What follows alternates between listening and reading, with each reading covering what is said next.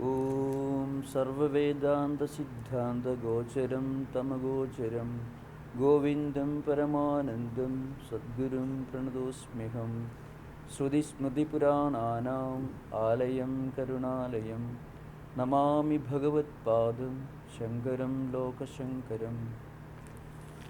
We are continuing the discussion on this very important Prakarana Grantha. It is an introductory text on Advaita Vedanta, Vivekachudamani. So as I mentioned in the last session, altogether there are 585 verses. So it's a fairly very big book, as a Prakarana Grantha, of course. And there are, in the last session, we discussed some of the earlier verses which explain some of the essential prerequisites, qualifications, conditions of fitness for a student of Vedanta. And what a unique privilege it is to get an opportunity to be born as a human being with a refined intellect, with a sense of discerning wisdom, and with a spiritual longing. What a unique privilege. And then we also discussed some of the essential qualifications necessary for a spiritual seeker in general, which is called Sadhana Chatushtaya. I am not going to repeat again because we have just 2 more sessions on this text. So today I will begin by explaining some of the essential qualifications for taking up the study of Vedanta. So Shankaracharya says, Medhavi Purusho Vidwad Uha Apoha Vichakshanaha Adhigari Atma Vidyayam Ukta Lakshana Lakshitaha. So who is an ideal student for Vedanta? Well, there are many qualifications given in many verses, but one very important qualification is Medhavi. So Medha is a kind of refined intelligence, refined intellect. That's why Medha is called Medha Devi in the Medha Suktam. So you pray to Medha Devi for secular prosperity and also for spiritual wisdom. So, Mai Medha, Mai Praja, Mai Agnistejo, Dadadu, you find all this. So, and elsewhere in Shankaracharya's Bhashyas, and also in the Vajasneyi Samhita, which is called Shukla Yajurveda, Medha is refined again and again, even the Gayatri Upasana mantras. So, a person should have a refined intelligence, a refined intellect. Now, what is the refinement of intelligence? We all have intelligence. You find some of the most brilliant people in the world without a kind of spiritual common sense.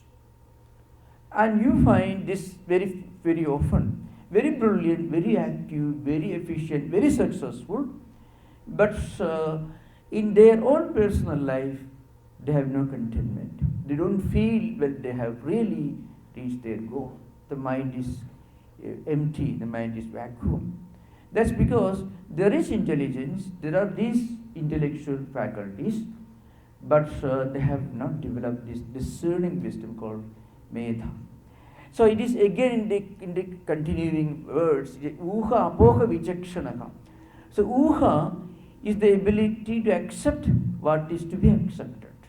And Apoha is the ability to reject what is to be rejected. And this is very important in our everyday life. We may have all other qualifications, but we don't have the discerning wisdom, the discerning mind to accept and to practice what we need, what is important for us, and also to filter out what is poison for our life and mind. Then all other faculties will practically crumble down. So Shankaracharya writes, Uha apoha vichakshanaka. So this ability, this proficiency in the art of accepting what is good for us and filtering out or rejecting what is not good for us, that is very crucial. After explaining this, Shankaracharya explains the qualifications for an ideal teacher. Well, I have already outlined this in the beginning. Now, the question arises, what are the central topics discussed here? So those of you have the text, or you can refer to this. The 51st verse of the text contains 7 questions, which actually constitute the essence of the philosophy discussed here. First question is, what is bondage? Ko nama bandha? Kadam esha agataha? Kadam pradishtha asya? Then kadam pradishtha asya kadam vimokshaha? Koso anatma paramakka atma? Tayo viveka kathamedat uchyadam. 7 questions. What is bondage? So, ko nama bandha. Kadam esha agataha. Why is this bondage? Where did it come about? Kadam pradishtha asya. And what sustains it? And kadam vimoksha, how to get out of this? Koso anatma, what is the unreal, the non-atman? And paramakka atma, what is absolute reality? So, tayo vivekaha. So, how to discern, how to find out the real, and how to accept the real, and how to reject the unreal. Please explain this. This is the request coming from a student. Now, we may be surprised why this bandha comes, this bondage. Are we actually in a state of bondage? That is a question we have to put to ourselves. Oh, now, as we evolve in our life, not necessarily spiritual life, the more evolved person will feel a kind of inner incompleteness. This inner incompleteness is not depression or melancholy. Don't mistake it. In Patanjali Yoga Sutra, it is called Parinama Dukkha. So, in the Sadhana Pada, Patanjali calls it Parinama Dukkha. Parinama Dukkha, Dukkha in Buddhist tradition doesn't mean grief, though that's the normal dictionary translation, which actually is a very incomplete translation. It is, on the one hand, a feeling of discontent, dissatisfaction with our existing conditions, even if our life is very happy externally. See, Buddha was very happy. Buddha was born a prince and he was living in a luxurious palace. He had no reason to be grief-stricken the way we understand the word grief. But he was affected by dukkha. And that parinama dukkha is the natural longing for a higher value that comes to people who are spiritually evolved. So when you reach a particular degree of refinement, you will feel a kind of inner dissatisfaction, even if you are the richest person in the world. Even if you have everything going on fine in this world, as it happened to Buddha, but suddenly found the face of a sick man, old man, a dead body being taken from a cremation ground. Suddenly, oh, this is a fact actually, it's going to happen to me. Though right now I'm healthy, I'm young, I'm not old, I'm not sick, and I'm alive.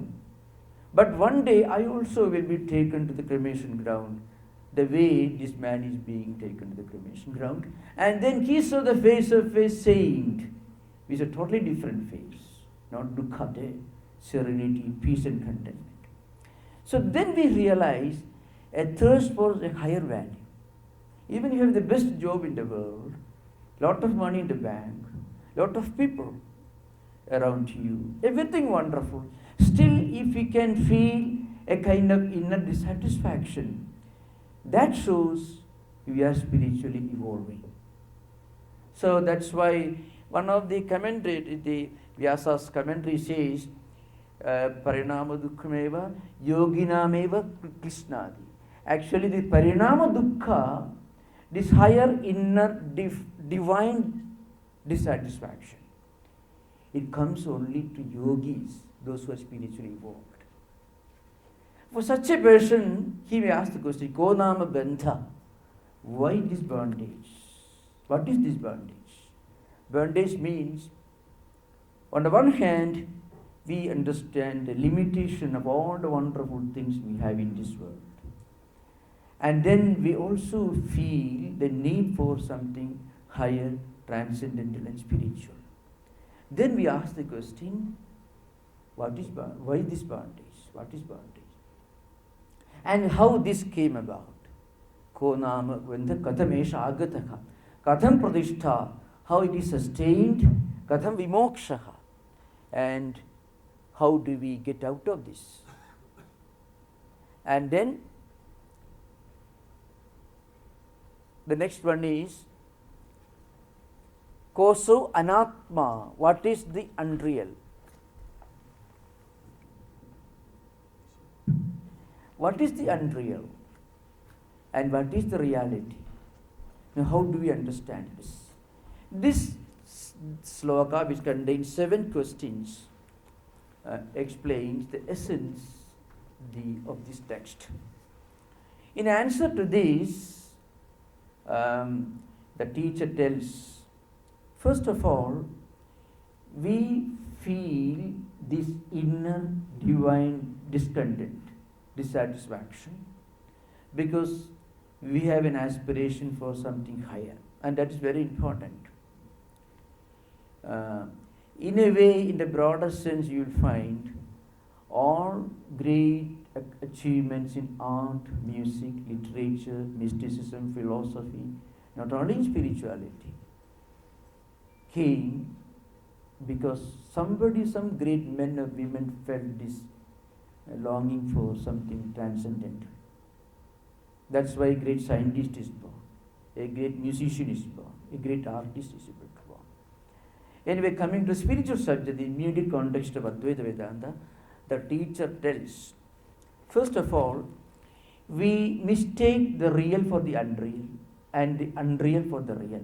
It is called, technically called Adhyaropa in Vedantic language. Adhyaropa means Adhyasa, superimposition. We superimpose unreal things on the real. So vastuni avastu aropavat, that is the language. Just like superimposing unreal on the real. And there's an example given, asarpa bhuti rejjau sarpa aropavat. So when we see a piece of rope in a semi-lit room, there's not enough light, so there is something lying on the table, on the floor, and we mistake that object, which actually a rope, a piece of rope, we mistake for a snake. We may, somebody is called sarpa. We may mistake that object for a stream of water on the floor, like Jaladhara. We may mistake that piece of rope for a stick, danda, or we may mistake it for a crack on the floor, bhuchitra. These are the 4 possible vikshevas, possible wrong perceptions mentioned in the traditional Vedantic scriptures. So when you remove all these wrong perceptions, wrong notions, then what is left out is self-revealed. Suppose you bring a light to the room, then people who mistook that rope for a snake are free from that wrong notion. They understand it is a piece of rope. And those who mistook that piece of rope for a stick will understand it is not a stick. And those who mistook for a crack on the floor will understand it is a rope, not a crack on the floor. So when the wrong notions are automatically removed, when light is brought, then the right notion need not be revealed by something else. It reveals by itself. So, this is what happens in our life according to Advaita Vedanta. When this adhyasa is removed, then the reality is self-revealed. That process of removing adhyasa is called apavada. It's a negation. The technical name used is apavada. So that's a process you find in this text. Now, how to remove the wrong notion? As I mentioned earlier, you have a rope on the floor and 4 people have got 4 wrong notions about that object. One person thinks it's a stick, and another one is a rope. Another one is as a serpent, a snake, or a crack on the floor, or a thin stream of water. Wrong notions for people, 4 different notions. When these wrong notions are removed, the reality is self-revealed. Now, first of all, we should know what are the wrong ideas, because the right idea is not a creation of anything. It is self-revealed. That's why Shankaracharya says something very interesting. That's the glory of Advaita Vedanta. Shankaracharya says, Shastram tu ajnana nivartakam na jnana pravartakam. That is his statement in Mandukya Karika. All the scriptures in the world, they don't tell you the truth. They help you to remove the wrong notions. But the real notion, the truth need not be revealed. It doesn't require anybody to tell you what exactly is in front of you. You can see it for yourself. But you need scriptures, and we need other spiritual practices in order to remove all the wrong notions in our mind. So, what are the wrong notions? That is the explanation of Adhyaropa. Then only we will understand how to do apavada, negation. The wrong notions, according to Vivekachudamani, is divided into 3 categories: Sthula Sharira, Sushma Sharira, and Karana Sharira. The physical body is Sthula Sharira, and our subtle body or Linga Sharira is called Sushma Sharira, and the avidya or maya, which is responsible for these wrong notions, essentially the fundamental cause, is called Karana Sharira. So, once you understand the nature of these 3 components of anatman, then the unreal, the non-atman, then we will understand what is our true nature. So, I am going to discuss those versions now. So, the first subject taken up is the 4th question is discussed earlier. So, the 4th question is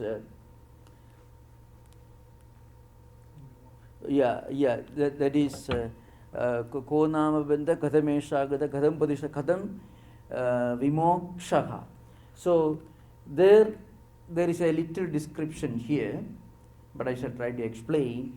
Mokshasya hedu prathamo nigatyade vairagyam atyandam anitya vastushu tatasyamaschabi damasti diksha nyasat prasakta kila karmanam brisham.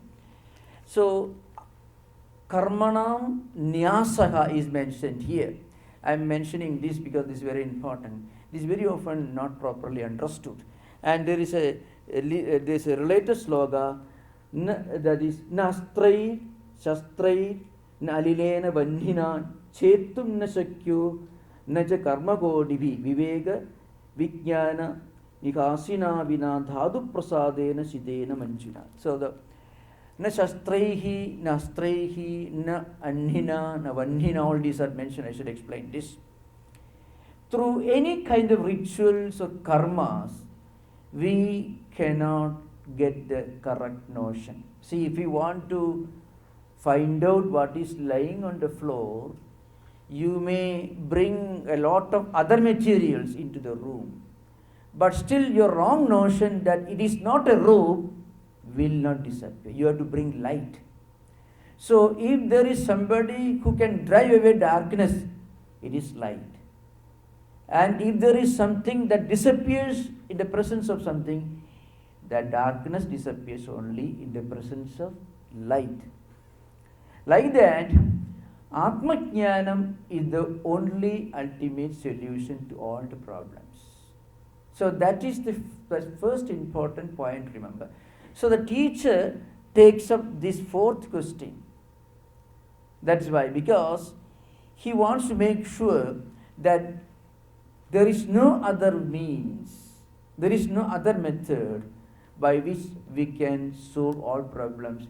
Vedanta gives a lot of importance to karma yoga, to rituals, vichara, sadhana sadhushtaya, and sarvana, manana, nididhyasana. All these are very important Vedanta.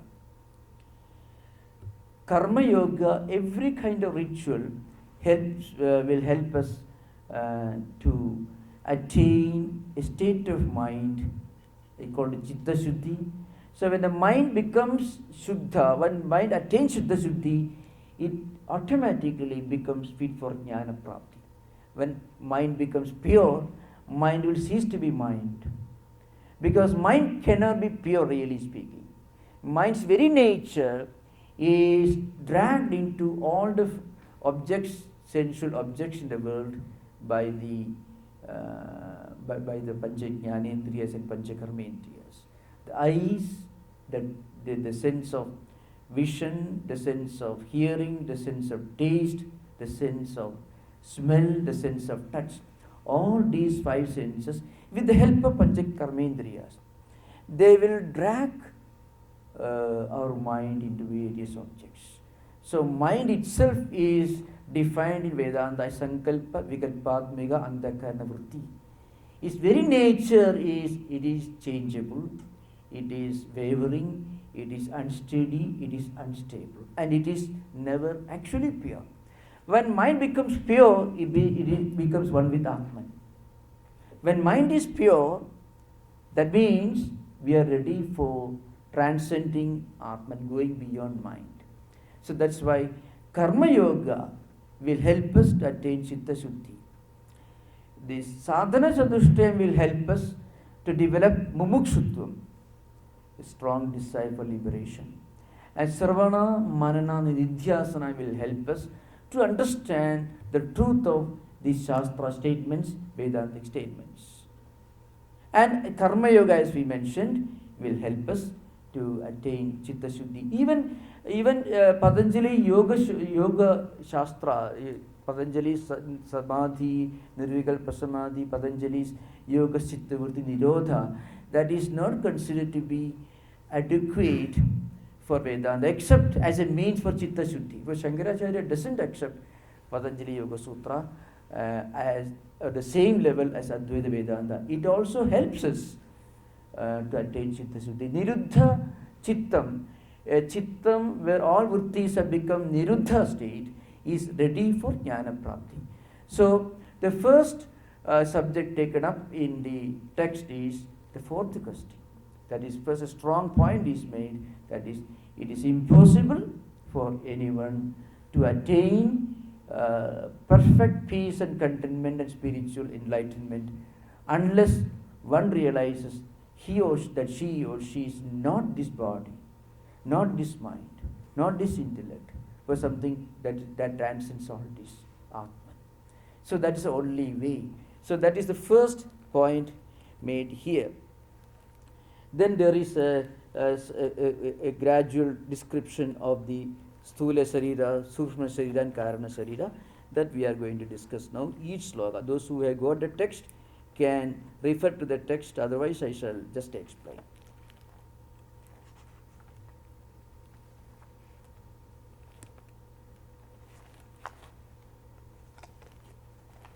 So those who have got the text, we can take this 74th verse, you can take. That is a wonderful description of Sthula Sharira. Majjasti Medha Pala Rakta Charma Tugaho Yedhadu Viranmitam Padur Vaksho Vridapushta Mastagehi Angehi Ubangehi Vayukta Medat Aham mamedi pradidam shariram mohaspadam sthulam idiryade buddhaihi. So what is this physical body? Physical body is not negated or it is not treated with contempt. It is a wonderful instrument to go beyond itself. So physical body is very important as a dharma sadhanam, as Kalidasa says in the Kumara Sambhava. So, but at the same time, physical body is not the whole of human personality. So the marrow, the bone, fat, flesh, blood, skin, and all other parts of these bodies. That is the physical body. So all these, I need not mention, these all very, very obvious Sanskrit words, legs, thighs, chest, arms, back, etc. So this physical body is changing every day, and it will disappear one day.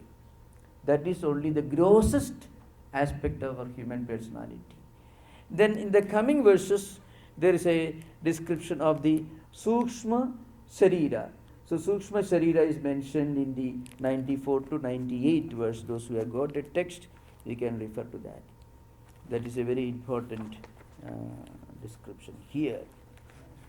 So Vagadi Pancha, Saravnadi Pancha, Pranadi Pancha, Brahmukhani Pancha, Buddhyadya Vidya Bija Kama Karmani Puryashtagam Sukshma Sriram Ahu. So Sukshma Sriram, subtle body. Actually, that's our real personality. What is our real personality? Vagadi Pancha. So the Pancha Karmendriyas, Pancha Jnanendriyas, Pancha Mahabhutas, Pancha Pranas, then Antakarana, which has got 4 departments, Avidya, Kama, Karma. These are 8 units of Puryashtakam, this means. In other Vedantic texts, those who have studied may be familiar. Sometimes this is condensed into 17 parts, Pancha Jnanendriyas, Pancha Karmendriyas, and Pancha Mahabhutas. In some context, in Pancha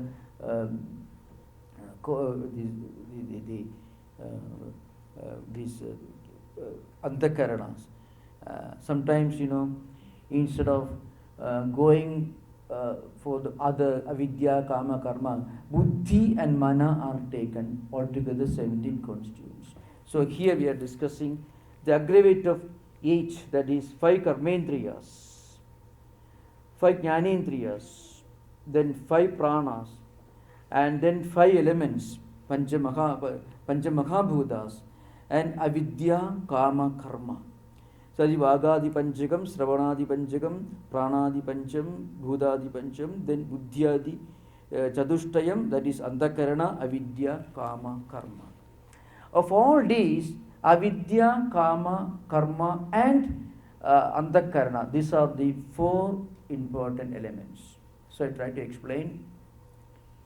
Whatever we do in our life with the Pancha Jnanendriyas and Pancha Karmendriyas, we may think what we see will disappear when the body is gone, when Sthula Sarira is gone.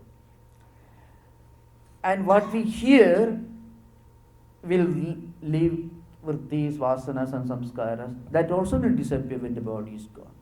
But Vedanta tells us that all these impressions, vrittis and samskaras created by sensory connections in this life will remain in the chittam as an accumulated samskaras, and when we are born again, these samskaras will assert themselves. That's why when we are born, there are certain strong impressions, inexplicable prejudices, and also preferences, attitudes and approaches towards life and many things in the world.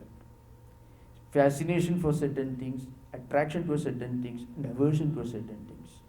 All because our mind is born with these samskaras. And these samskaras are generated by actions involving mind and Pancha Jnanendriyas and Pancha Karmendriyas in previous life cycles. Those samskaras are retained in the chittam, And when we are born with a new body, these samskaras are transmitted. So our whole personality is actually nothing but Sushma Sharira. Our visible personality, our personality that we can identify through actions and behavior patterns, is nothing but the Sukshma Sharira. The avidya, kama, karma.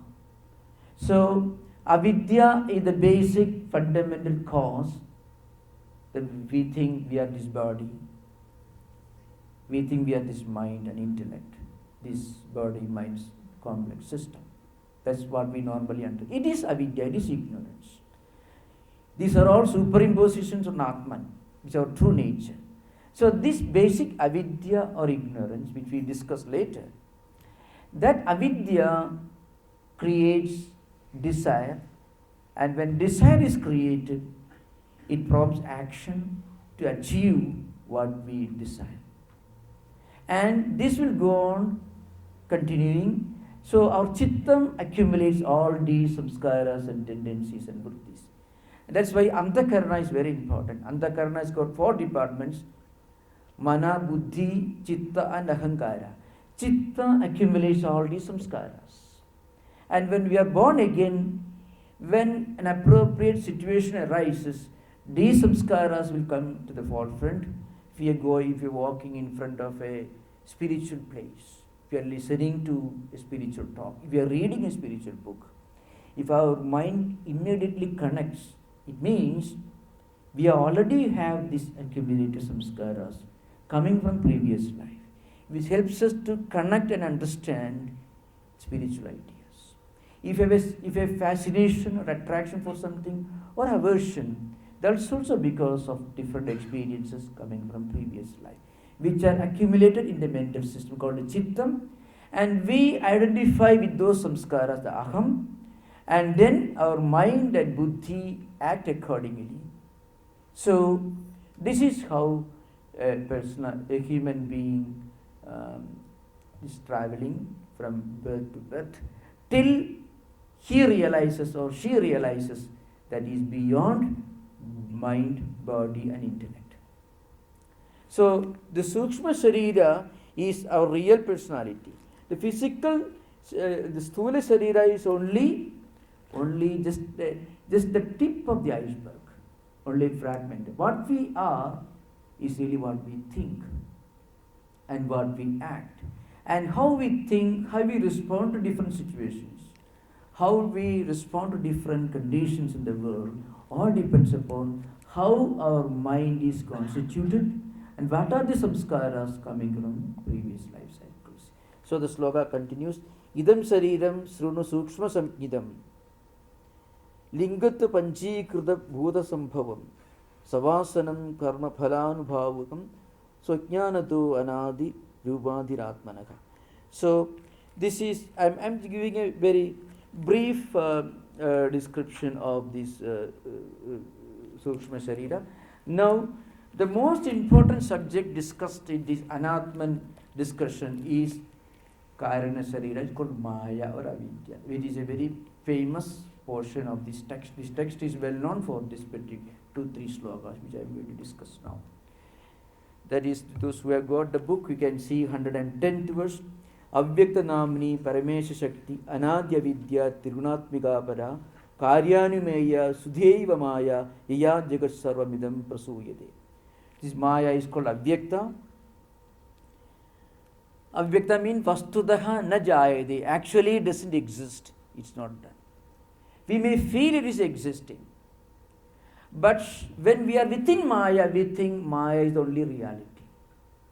Surprisingly, this is still a subject of discussion, not only in Vedanta, but in modern psychology and also modern physics. It is the power of Parameshwara. It is beginningless, it is Trigunatmika, and then, it is actually, we can understand it only from its effects. And this world is given birth by this Maya. So one is Avyakta Namni. First of all, you cannot really connect with this Maya. It is subtle. When we are within the power of Maya, we do not recognize its existence. And it is called Paramesha Shakti. It is a power of God by which God creates this world. That is called Shakti, Avidya, Maya, Trigunatmika, all these are different names. The word Maya itself is explained taking a clue from the two letters that constitute Maya. Now, actually it comes in man mane, mean to measure, that is a Sanskrit root. But in Vedanta, it is explained in a very interesting and well-known, celebrated language. Ma in Sanskrit indicates negation. Ma gachadu, ma vadadu, ma gachadu, don't come here, don't speak, don't go there, and so on. So ma actually is a nishedha linga, it is called. It indicates the absence of something, negation. Ya is a pronoun. So you know, Ya Sri Swayam Sugurdinam Bhavaneshu Lakshmi in the Chandi you find. So Ya, it refers to a feminine gender, to somebody, a lady or a girl or somebody, anything feminine gender. Maya is a feminine gender. So you don't use a feminine gender, a sarvanama, a pronoun you don't use with reference to something that doesn't exist. Ya Purushaha, Ya Kumari. So you have to refer to somebody is in front of you, then only you can use it. So it is not totally absent. It is not total non-existence that we imply by the word Maya, because you use Ya is that. And Ma indicates the absence, negation. So Ma implies that it is not absolutely real, and Ya indicates that it is not absolutely unreal. So this world, this body, this mind, which is always changing and wavering, and all that we experience in this world, everything that we come across and we talk about, all these are within Maya. So very often this is very grossly misunderstood by people in modern times. Maya means illusion. Maya is not illusion. Maya is only wrong perception.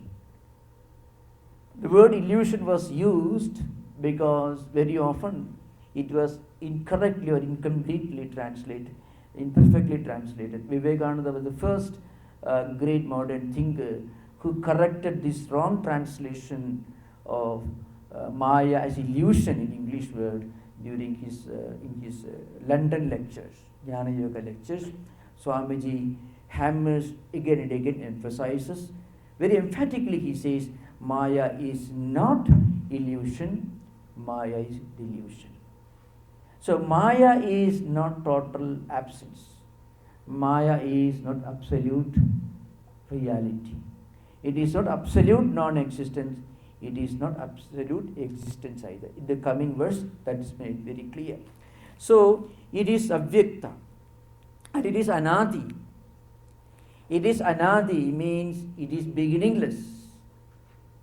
You know, you can't say with regard to the rope snake analogy, you cannot ask the question, when did the rope become the snake?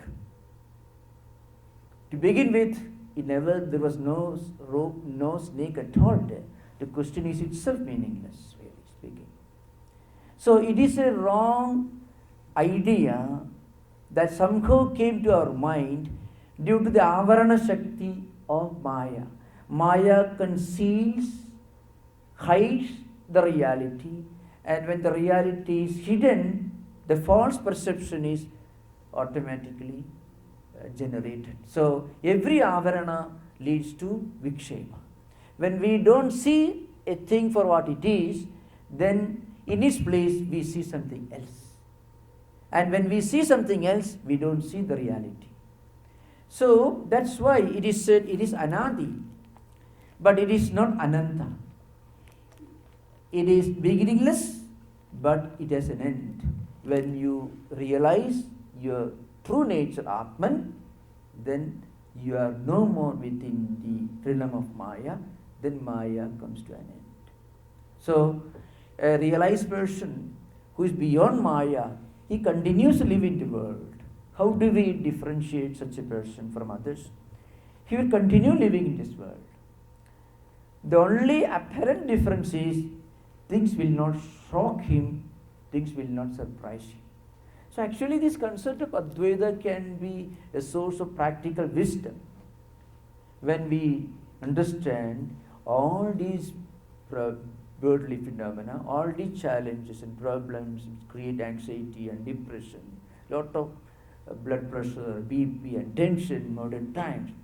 If we can look upon these things as essentially changeable phenomena, we won't be surprised. It doesn't mean that we should become inactive, we become insensitive. Not at all. It doesn't mean that we should become indifferent or we become we become negligent to our duties and responsibilities. Not at all. What happens is things stop shocking us. Things no more give a surprise to us. And we continue putting our effort without our mind being affected by the waverings of phenomenal world. So that is the practical advantage of understanding this important principle of Maya. And it is Trigunatmika. It operates at the level of Sattva-guna, Rajo-guna and Tamo-guna. We will describe this in the coming verses. So, Karyanumeya Sudhaiva Maya Iya Jagat Sarvamidam Prasuyade. The next verse is much more famous. Sannapi asannapi bhyatmigano bhinnapi abhinnatmi bhyatmigano sangapi anambya bhyatmigano mahadbhuda anirvachaniya rupa. Mahadbhuda, that is the anirvachaniya rupa. It is the nature of great wonder. It is beyond description and definition and explanation. We know many things in this world are beyond explanations, really speaking. We realize only a bit late. So you can always find a kind of unpredictability, a kind of unknown factor in our everyday life. It's beyond explanation, but it is there. But we also realize that it is not the whole picture. There is something beyond that. So that's why this sloka says, this Maya, it is not Sat, it is not Sannapi, it is Sat now. It is not absolutely real. If it is absolutely real, then Maya will be real, Brahman also will be real. There will be no Advaita. Advaita Hani will come. So it is not absolutely real, but then it is Asannapi, it is not Asat now. It is not Asat, it is not non-existence. Because we feel this unpredictability, this unknown, the inexplicable wonder. We are within it, we experience it, we are part of it, we interact with this Maya. We can't say these changing phenomena do not exist. They do exist, but we also know that they do not exist in the same manner after some years. Another day, changes.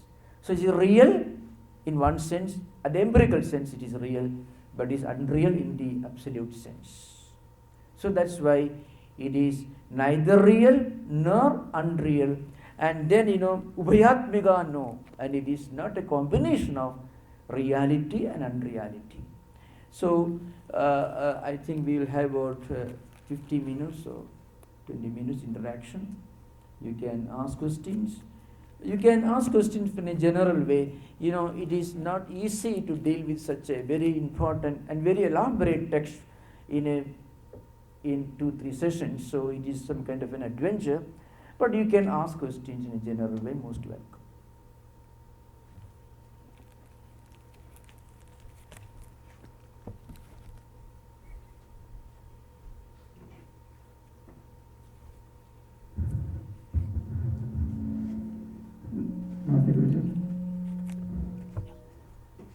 So most of the time, you did mention about the Vedanta school doesn't or negates the yoga school.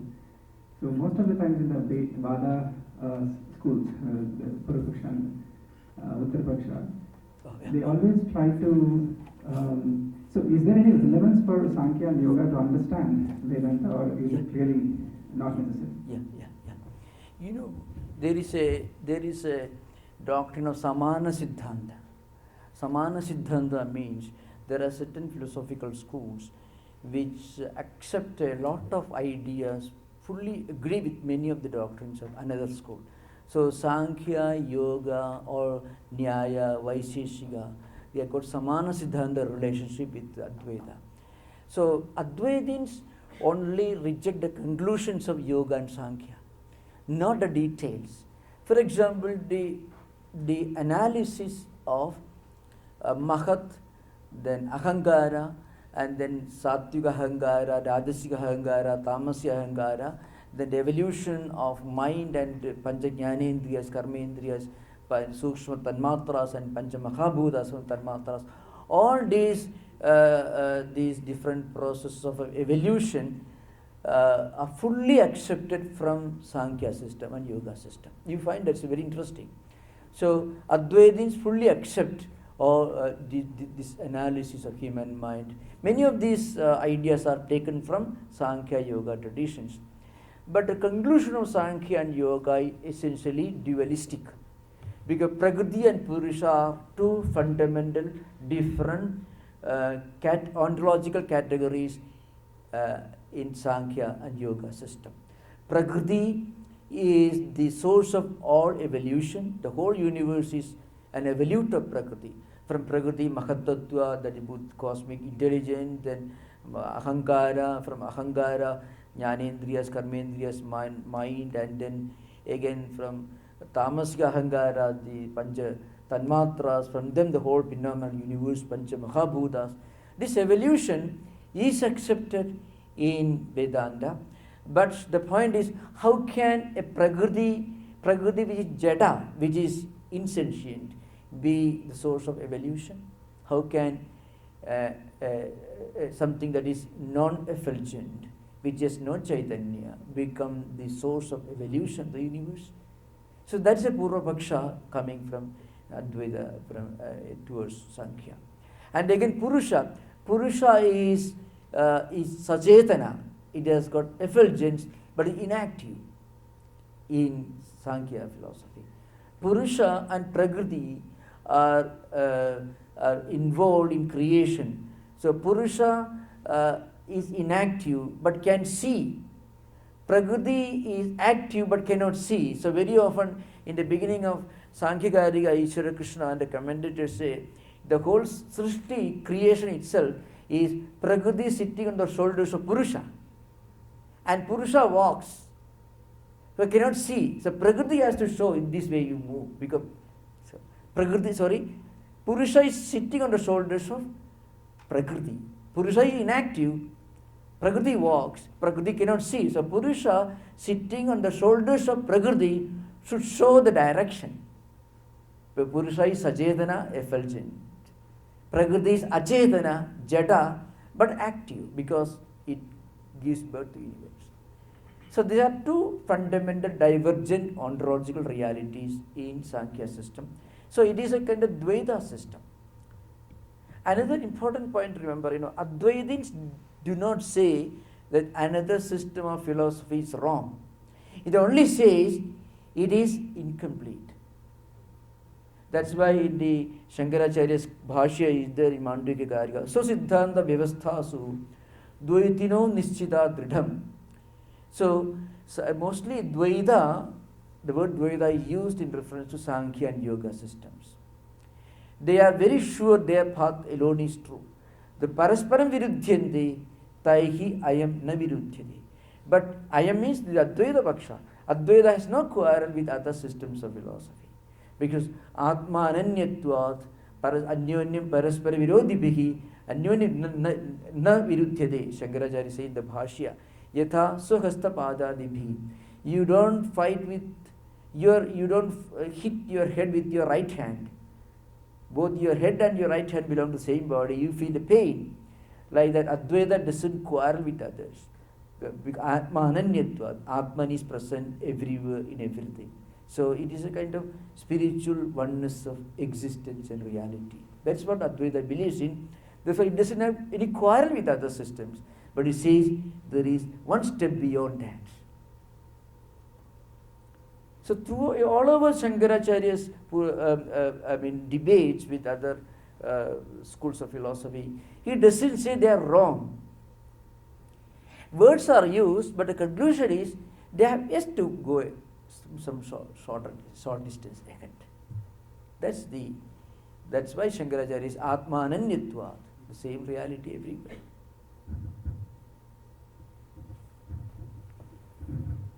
So you talked about for karma, for doing karma yoga for Chitta Shuddhi, for attaining Chitta Shuddhi, and then you also talked about Sadhana Chatushtayam as well as. So if you could elaborate that a little bit more, especially also on karma yoga, how you can practice in the day-to-day life. Now, on the one hand, Vedanta tells even your sagama karma, rituals, puja, yajnas, yagas, if you perform with a strong motive, even with a selfish motive, for secular prosperity, some of the mantras uttered, Pashyema Sharvasudam, Jivema Sharvasudam, these are mantras uttered when proofing Ahudi in the Agni. Even these Vedic sacrifices will have a positive effect because they generate apurva or adrishta. The result, adrishta apurva means, adrishta means it is invisible, apurva means a result that is generated because of your Vaidya karmas, rituals, is the result of that karma. A good result is generated, that will be with you. So that will neutralize any results of bad karmas you may have done in your previous life cycles. So even Saghama karma is accepted in Vedanta, but it is not the ultimate goal. So if a person goes on repeating rituals, yajnas and yagas, with great shraddha, what happens, the apurva and adrishta, the good results generated by these actions, will neutralize the bad results of previous karmas, and the excess, surplus good results will help you to evolve to the next stage of your spiritual evolution. You start performing all these rituals with great shraddha without any selfish motive.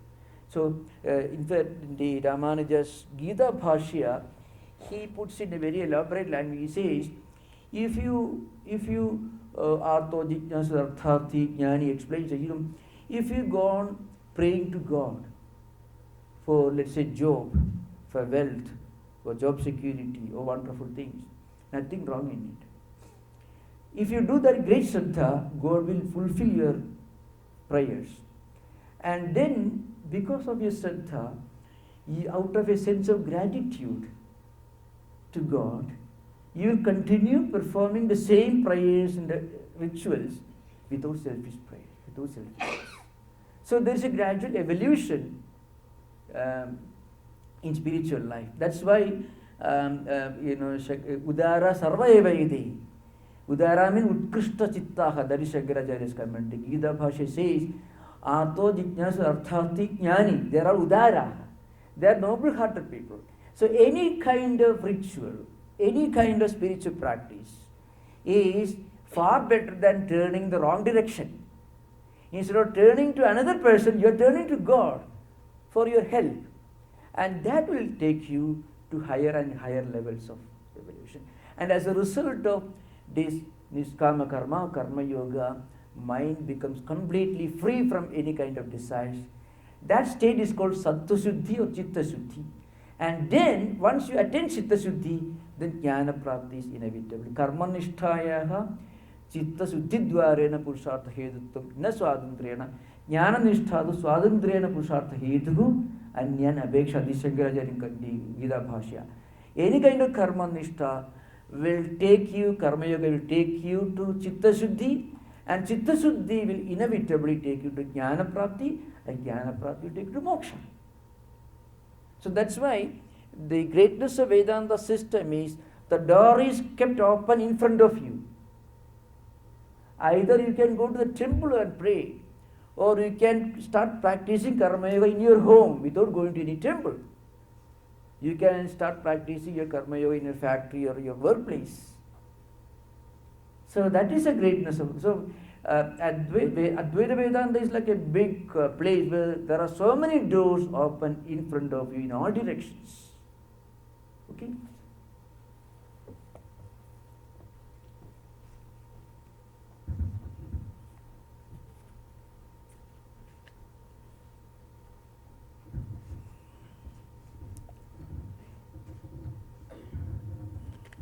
Swamiji, you emphasized on purity of mind when a sadhaka is in the spiritual practice, and how does he know that he's experiencing that purity of mind, and how does he examine that, okay, now that my mind is pure? Yeah, I mentioned this earlier. Roughly speaking, there are two terms used: kridagrityada and kridarthada. The kridarthada is related to this. You feel a kind of inner contentment. So we feel it within ourselves. It is our private experience. So if a person reaches a higher level of purity of mind, or even any action you do, I have done something but I should have done.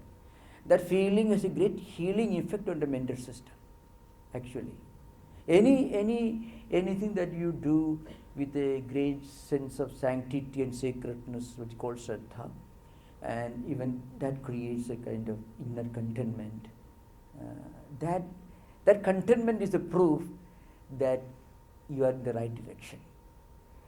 When mind gets emptied of its impurities, impurity means vasanas, desires, and other negative samskaras, what we call negativity in psychology. When mind is getting emptied of all these, what happens? It feels a kind of inner relaxation, inner restfulness. What you call prasannata. Prasannata is the Sanskrit word. Chitta prasada is used in both Vedanta and also yoga. Prasadam adhigacchati. Idi esha brahmi sthiti partha nainam prapi vimukhyati sthitvasya mandagalevi brahma nirvanam richati. That stage, before that, prasada. So that prasada is a kind of feeling within ourselves. That's fine, wonderful.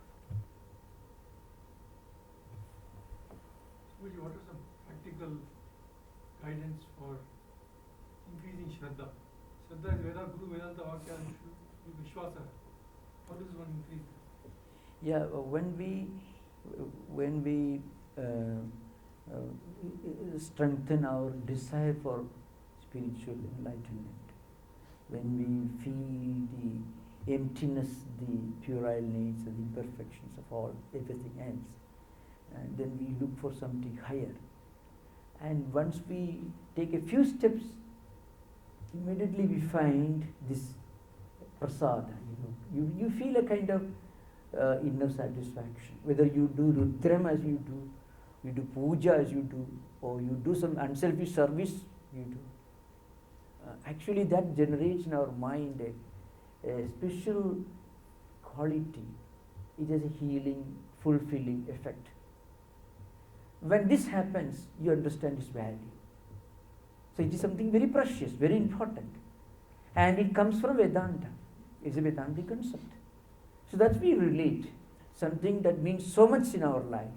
Something which can give us what money cannot give, what status and worldly achievements cannot give. You get from this. So you understand its value. And then we understand, we value it, we attach a sense of sanctity to it. It's called Siddha. Swamiji, you mentioned about vasanas. Yeah. Is it possible to remove vasanas, or is it something that is there that comes from previous janmas that it is hard to remove, but you do? So if you could explain that. Yeah, it's like this, whatever we do, a word we speak, a verbal action, a thought, mental action, or action, physical action, all these will become vrittis, and vrittis become vasanas, or samskaras. They become interrelated. They remained accumulated in the mental system. And in our mind, the chittam mental system as a huge quantity of negative and also positive samskaras. If you try to meditate, or if you try to do something noble and good, you find a part of the mind doesn't cooperate. The other part actually cooperates. Sometimes you feel, if you want to do something good, mind has a tendency to postpone or avoid. And when your samskaras are positive, mind is very enthusiastic about it. So you find like the whole mental world is divided into two warring groups of good samskaras and bad samskaras. We cannot actually remove bad samskaras, but we can neutralize them, we can weaken them. That is Patanjali's concept, Vyasa commentary, and Vedanta accepts that. By increasing the amount of positive samskaras through positive actions, positive deeds, and Sravana, Manana, all these, you will be generating a huge surplus of positive samskaras. So then what happens? The overall percentage of positive samskaras will be much higher, and the negative samskaras will become neutralized. In the yoga system, what happens? When you reach a point, a kind of Savikalpa Samadhi, what happens? Samprajnata Samadhi. This happens in Vedanta also. When you reach, when you do Prapatti in the Dvaita, in the Vaishnava tradition, is a devotional philosophy, or when you practice Karma Yoga in the Vedanta tradition, what happens? Your negative samskaras become like burned seeds. Seeds are there, but they cannot sprout again.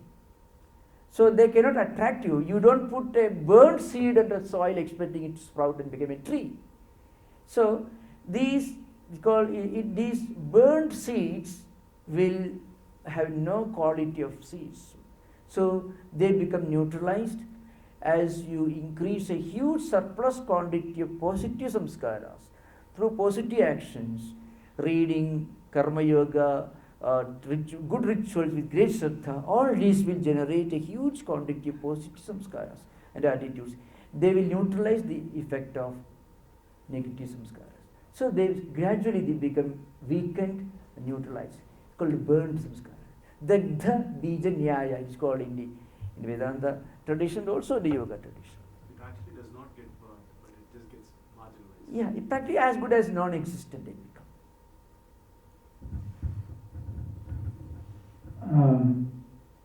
What you call as positive and negative in terms of results or action, so on, they're neither. Excuse me? They're neither positive nor negative, and neutralizing and all that has no purpose. We do not go about analyzing or That's what I judging. meant. We don't do that. But we can easily find, we can feel it for ourselves. To give an example, you find, suppose a spiritual seeker takes a decision tomorrow morning onward, I shall meditate, or I shall do something very noble, good, etc. for the first time. Now, when the time comes, sometimes they show a tendency to postpone or give some false justification for not doing that. Oh, today I have an appointment, I will meditate today, tomorrow I will meditate. Or any such false postponement, procrastination. It's a natural tendency of the mind even in modern psychology. Actually, it is the pull of negative samskaras. So at that time, we must persist, we should not give up. And once we start doing it, you find a second personality begins to emerge in our mind. That's what that happens to every spiritual seeker. When you take a few steps in spiritual life, you find another personality, another me is emerging. And I want to be like that.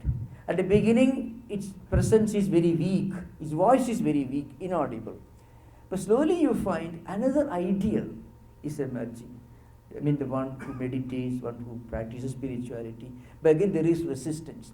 As we persist and as we feed our mind with more and more good samskaras, by physical involvement in karma yoga, you find a lot of samskaras, positive samskaras can be generated.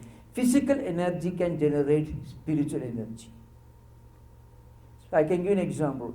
A lazy person who will never do anything good in his whole life, you make him work hard every day cleaning your temple. That is something he can do. He may not be able to give a lecture, he may not be able to meditate, he may not be able to do prayer. But suppose you give him big spade, and if he start working hard, cleaning the compound of a temple, or doing any noble deed, this physical action, which is easier to undertake, the resistance is much less in physical action. Such a person will slowly change his mind attitudes. So again, physical energy, physical involvement generates spiritual energy. However, all these are untaggable. Excuse me? Untaggable. You cannot tag with good, bad, rating and so on. You can attainable. That we are unnecessarily tagging it. By tagging I'm not able. tagging means, say, good, bad, right, you postpone, didn't postpone. Oh, yeah. Just give up everything. Don't do tag at all. And that is the ultimate nirviktata, right? That's ideal. Yeah, that is a distant goal. But right now, spirituality may be just a concept, an idea for many people. To make it a reliving experience, to translate a concept into an experience, it takes time. So that's one important problem is when we read a book, oh, Vedanta is wonderful, then I will make a Vedanti. True, but then when slightest crisis shatters our mind, and our natural tendencies do not undergo any kind of refinement in real life, though we may believe in Vedantic idea, we may accept the Vedantic idea. So in Vedanta, there is some distance to be covered between an idea or a concept and experience. To reach experience level, we have to take up the task of what you mentioned, overhauling samskaras. Yeah, it's just don't see anything like samskara. I don't see anything like karma doing any of that. You just be an observer. If you have a natural, if you feel very happy when by doing good lot of good actions, it means you have good There's samskaras. nothing like good or bad. Just be an observer. I tell you, now I understand. You cannot start being an observer before you have stilled your mind. And you cannot still your mind before we have reached a very high level of spiritual progress. Very often, drisya viveka. See, drashta and drishyam. It is a very wonderful idea. I am drashta. I am Brahman. Oh, wonderful. But in what way that conviction helps us in our everyday life to fight with our own desires, our own some different conflicting samskaras, conflicting tendencies. No one can say that he is totally free from tendencies. Even the greatest Jivan Muktas have tendencies. Only point is they are able to remain in a state where the tendencies do not influence them. But they reach that state through spiritual practice, not through intellectual conviction. Intellectual conviction is good, but should be followed by active spiritual practice. So Vedanta lays out a freeway, a royal highway to travel the distance that lies between a concept and an experience. So this sadhana sadhushtayam, sarvanamananda nidhyasana, karma yoga, all these help us to really reach the level of experience. So people who read Ashtavakra Samhita, Adhyatma Ramayana, Drisya Viveka, and then many such texts which give conclusions frequently get into this serious problem. And this has happened to many people. We can give wonderful talk. I am Brahman, I am Drashta, I am observer. But just by reading a book and finding out an observer, we don't become observers. You see, if you teach Kantian philosophy, you are called a Kantian. If you teach J.S. Bill, you are called a utilitarian. By reading Vedanta book, we don't become Vedantins. We become Vedantins when we try to reach that level of experience. How do we experience? When we are able to remain calm and quiet, serene in the midst of all these perplexities, then it is possible. See, you said observer. Observer is called Sakshi in Sanskrit. Sakshi is defined by Appaya Dikshita, Bodhrutvat, Audasinitvat, Sakshitvam. Sakshitvam means the status of a Sakshi. Sakshi is a witness. A witness is a non-participating observer. You cannot participate. Then you will be called to witness in a court of law, So you should not be involved, but you should be aware of it. So Bodhrutvam and Audasinitvam, non-participation. To reach that state, we have to reach the level of Jivan Mukta. Only Jivan Mukta can be a Sakshi. Okay? Because a Jivan Mukta is able to identify himself as Turiya, who is present in the Jagra, Swapna, Sushupti states without being involved in it. Such a Jivan Mukta can say he is Sakshi. He will be able to observe himself. Before that, there is one particular state, and it is called, in the Buddhist tradition, it is called, you find in Vedanta also you find, Buddha gave a long discourse on the subject. The discourse is Sadyupattana Sutta. It is a part of Sutta Pitaka in the Pali literature. It is called Majjhima Nikaya, and you find this Sadyupattana Sutta, Smriti Upasthana Sutra in Sanskrit. That is the Bible of mindfulness. How to remain in a state of perpetual awareness and witnessship. That can be a rough translation of Smriti Upasthana Sutta. So you should be fully established Upastha in the memory. Memory means in the awareness, not memory. Awareness. That is Smriti Upasthana Sutta. To reach that state, Buddha says, you should be established in Dhamma, called Dharma in Sanskrit. So there is a long discourse. Buddha gave this discourse to Ananda. It is in the Girvana. It is a famous long discourse in Pali canonical literature. It's available. So, how to remain in the state of Sakshitvam or witnessship? For that, one should be able to practice Ashtanga Yoga, Samyak Drishti, Samyak Ajiva, Samyak Kamma, Samyak Walk, and then Samyak Samadhi. All the Ashtanga Yoga you should be fully established, which is actually the way to Nirvana. When you reach that state, then you can be fully established in this Smriti Upasthana Sutta. That is observership. So, this what Vedanta is called Sakshi in the context of Atman and Brahman is called observer in Buddhist canonical literature. Actually, it is the basis of mindfulness. They don't often refer to Buddha, poor man, It is Buddha who actually is the originator of the whole concept of mindfulness. But people never mention his name in any of the well-known books written on mindfulness. So anyway, we will discuss this later. I think the time. We have 5 more minutes. 5 more. Okay, fine. What is the practical lessons we can draw from Ramana Maharshi's teaching? Ramana Maharshi is an example of this. Ramana Maharshi is an example. To give an example, Sahaja Samadhi. See, now, if you look at Ramana Maharshi's picture, he's staring at something. Certainly not at us, but he's looking at something. He is in a state of awareness, but he is not affected by what he sees in front of you. You can see the way he looks. It's called Sahaja Samadhi. Now, Ramana Maharshi did not take a long time. Even the accident, the death of his father was enough for him to understand that the death of the body and the deathlessness of Atman.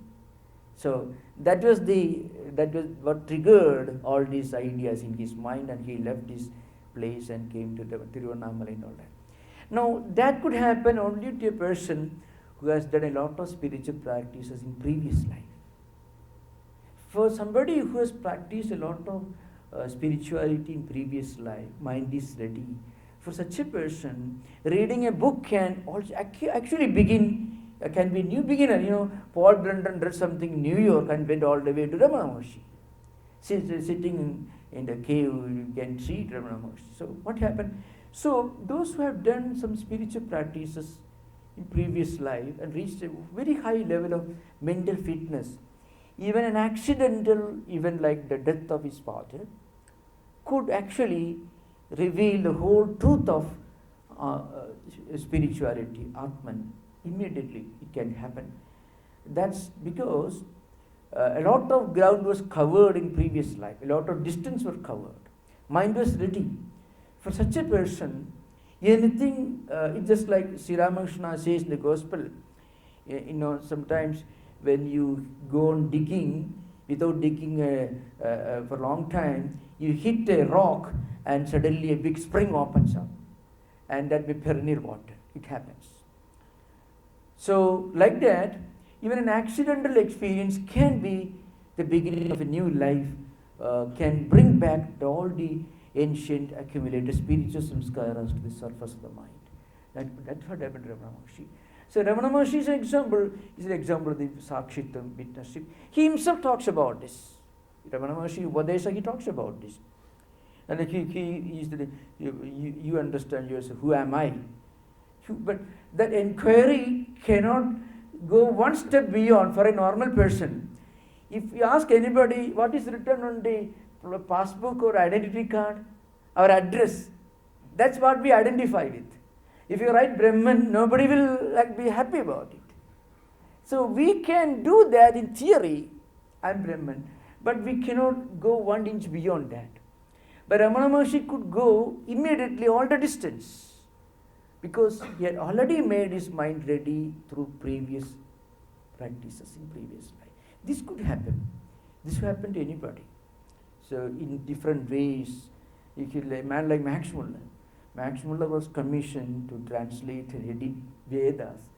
He was perhaps under an obligation to help the missionaries to convert Hindus into Christianity. And he read the Vedas, he began reading the Vedas, he never looked back. He became a devotee of Vedas, not a student. And Vivekananda went to Oxford and met him, and Swami Vivekananda says he resembled Vasishtha. And the wife, Max Muller and his wife, both were equally devoted. 45 years spent only for reading, editing and studying the Vedas. And he was commissioned to edit and translate the Vedas so that Hindus will understand what absolute gibberish Vedas are. They become Christians. What happened? He himself became a Vaidika, a devotee of Vedas. So that's all because Vivekananda, when he traveled in Oxford, England, he met Max Muller, and seeing Max Muller and his wife, he said they are like Vasishtha and Arundhati. So Swamiji asked him, have you visited India? He said, no. If I go there, you will have to bury me there. That was Max Muller's reply. You can find in Swamiji's life, Max Muller.